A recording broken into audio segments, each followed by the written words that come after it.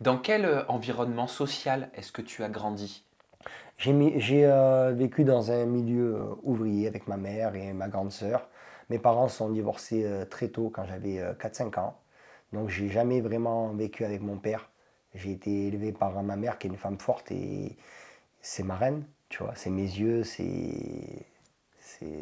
Je sais que ta mère, Voilà, c'est tout. On en avait déjà c'est... parlé. Voilà, Tu es très c'est très très très proche de très ta très proche mère. de ma mère et d'ailleurs je lui fais un gros big up. Comment elle s'appelle ta maman? Maman, elle s'appelle Patricia. Patricia, on Elle vous se, embrasse. elle se remet d'une grosse maladie qu'elle a eue et Ah, tout et je...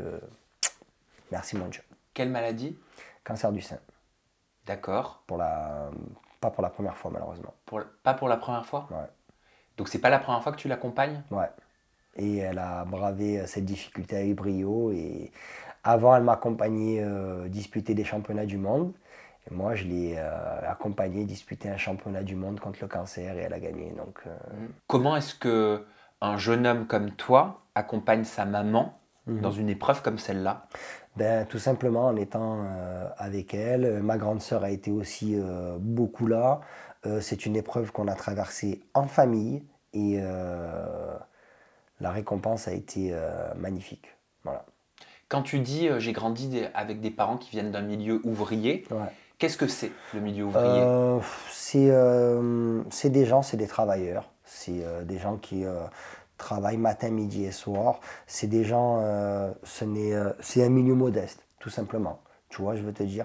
Et je pense que ça se ressent dans ma façon de parler, dans ma façon d'agir, dans ma façon de vivre de tous les jours. Ils travaillaient dans quoi, tes parents? Mon père était un grand, on va dire, un grand... comment expliquer ça? Parce que j'ai envie de bien expliquer. C'est quelqu'un qui chaussait des gens, mais avec des chaussures de très haute qualité. Ah, un grand chausseur. Ouais, un grand chausseur, ouais, voilà, chercher le mot. Et en plus, c'est quelqu'un, mon père, c'est quelqu'un qui adore la mode. Et souvent, dans Marseille, on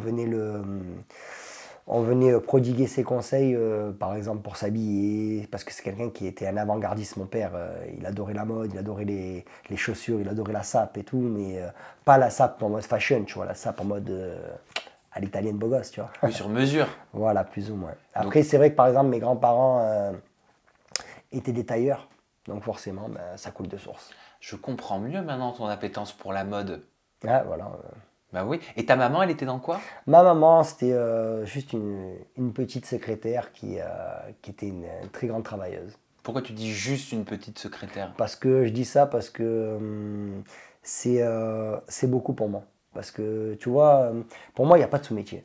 Hmm. Il n'y a pas de sous-métier et peu importe ce que tu fais dans la vie, si tu mets l'entrain à ce que tu fais, tu pourras dépasser des montagnes.